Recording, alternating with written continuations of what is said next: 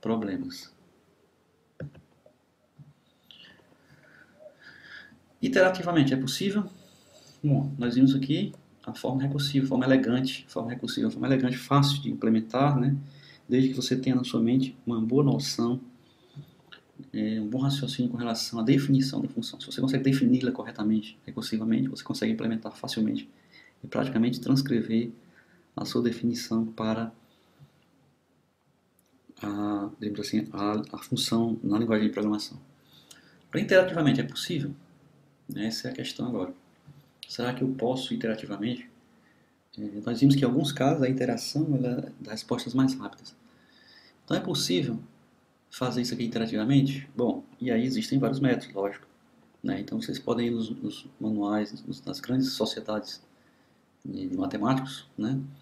Eles têm lá comparações entre métodos, diversos tipos de métodos de permutação. Um deles é esse aqui. Então vamos lá. Um deles é esse aqui. Qual é esse método aqui? O método aqui é o seguinte, é calcular, né, a posição que eu vou ter de cada elemento. A primeira coisa é o seguinte, se eu sei que a lista tem 3 elementos, quantas permutações são possíveis? Aí eu venho da velha matemática, análise combinatória, eu sei que isso é dado pela fórmula n fatorial. Então se aqui é 3 fatorial, 6, eu sei que vão ser geradas 6 permutações. Bom, então eu sei que o meu laço, se eu fosse criar um laço, e dentro desse laço eu for gerar, em cada vez que ele executar o laço, eu vou gerar uma lista que seja permutação, meu laço vai ter 6 execuções.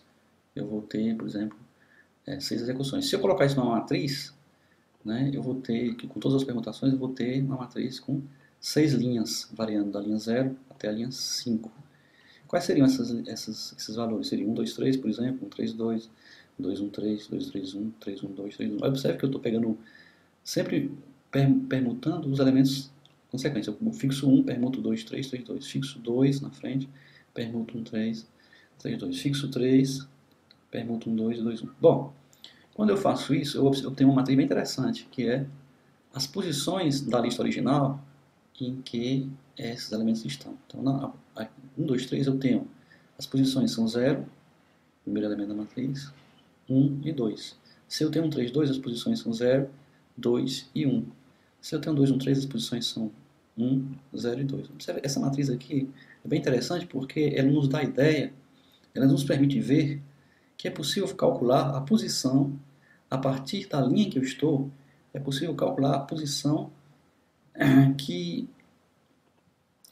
da lista original que eu vou colocar na minha coluna 1, ou a posição do elemento original que eu vou colocar na minha coluna 2, a posição do elemento original que eu vou colocar. Será que isso é possível? Né? Observe bem que para uma lista com 3 elementos, o elemento da posição 0, né, é 0, né?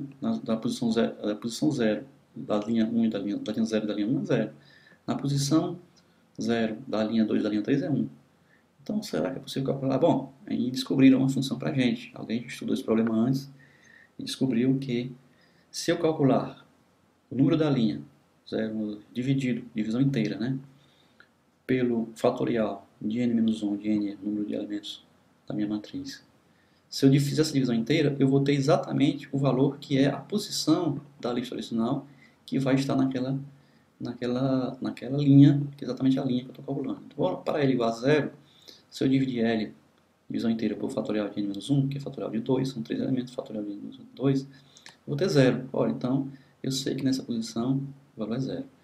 Se eu dividir para L igual a 1, então o L1 dividido por 2, fatorial inteira, está 0 também. Ó. Então, para L igual a 1, posição do primeiro elemento, coluna 1, é 0.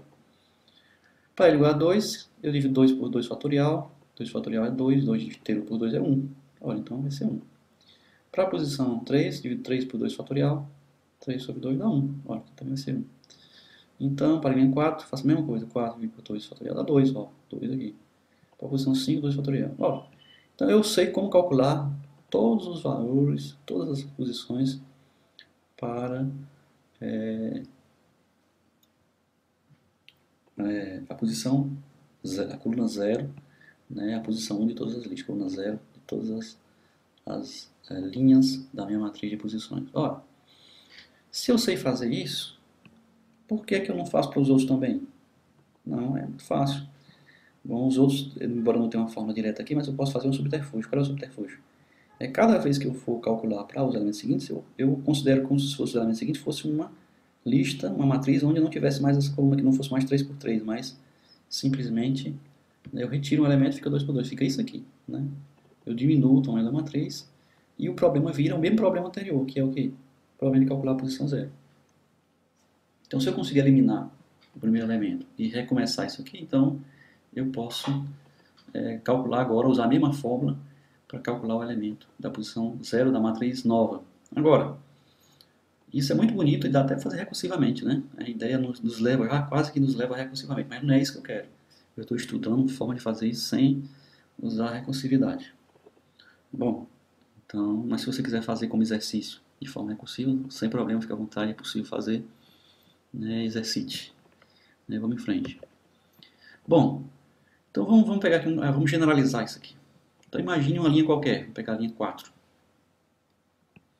O cálculo da posição zero da linha 4 é simples, 4 dividido por 2 fatorial, a gente fez isso aqui, dá 2. Então, 2 é a posição que eu vou ter na primeira linha. Então, a linha 4 vai ter o primeiro elemento 3. Por quê? Porque o índice 2, vocês podem ver aqui, ó, o índice 2 é isso aqui. O índice 0, o índice 1, o índice 2. O índice 2 é o 3. Então, eu tenho aqui 3. Os outros elementos eu já sei que são 2, mas vamos supor que eu não saiba ainda, eu ainda não sei. Bom, então, eu sei que vai ser, eu sei que desses 3 elementos aqui que vão ter a minha linha 4, o primeiro é o 2, fechei. Né? O resto eu ainda vou calcular. Agora, se eu remover esse elemento da minha lista, eu removo, eu vou criar uma lista que eu chamei aqui de A'. Então, essa lista A' vai conter os elementos seguintes. No caso aqui, né, eu não sei, teoricamente eu não sei. Né, ainda vou calcular esses números, eu estou querendo calcular esses números aqui. Bom, retirei, eu tenho uma nova lista com 2 elementos, é como se fosse uma nova matriz. E eu repito as operações dessa vez com n'2, porque o n que eu usei para fazer o cálculo, né, eu dividi 4 sobre o fatorial de n menos 1. Ora, mas o n era 3, então o resultado deu 2. Agora o n é 2, então o fatorial não vai ser mais fatorial de 2. Né? O fatorial de 2 vai ser o fatorial de 1. Bom, isso é o novo tamanho. O novo tamanho é 2. Então, agora observe também que nessa nova matriz que eu criei, se eu tirasse a coluna 1 e deixasse uma matriz 2 por 2, eu não teria linhas, por exemplo, 4. Eu não posso usar o 4 porque essa matriz aqui não tem 4 linhas. O número da linha agora, que eu vou usar para fazer o cálculo, vai ter que ser confinado entre o 0 e o 2 fatorial, que é exatamente o tamanho de permutações que uma matriz de duas colunas permitiria. Então, para 2 elementos, o número de permutações seria 2 fatorial. Então, o número de linhas que essa matriz tem seria menor que 2 fatorial. Uma forma de confinar um valor de uma variável a uma faixa, você pode fazer esse exercício usando um laço, por exemplo, você pode pegar uma variável e fazer ela variar de 2 a 1000. Mas se você quer imprimir de 1 a 1000, por exemplo, você quer imprimir sempre, enquanto ele for variando de 2 a 1000, você quiser imprimir um valor baseado nesse calculado a partir do i, que seja confinado até um certo valor, você divide ele pelo módulo da divisão do valor que eu quero confinar. Então, se eu dividir pelo módulo da divisão de 4, faça esse exercício, você vai ter que os valores vão se repetir de 0 a 4, até isso é 1000 vezes dividido por 4. Então, o laço vai ser 1000 vezes, mas os valores impressos serão sempre de 0 a 4. Serão uma mudança, em alguns casos, utilizado para fazer buffers circulares ou coisa do tipo. Use o módulo para confinar esse valor. Bom, vamos usar isso, então. Vamos usar o módulo para confirmar o módulo da divisão para confirmar esse valor. E recalcular o que chamei de L', né? Então vamos confinar o L a um valor até no máximo N', e para isso eu vou calcular um L', né? Então vamos aplicar as mesmas formas usando o L' e o N', que são novos valores de Ln. Então com isso o mesmo método, mesma forma de cálculo se aplica. Eu pego a mesma equação, ou seja, para o L', que é L dividido módulo de N, lembra que eu fiz isso? L módulo de N'. Então aqui vai ser 4, módulo de 2 fatorial, isso aqui é 0. Então L' é 0.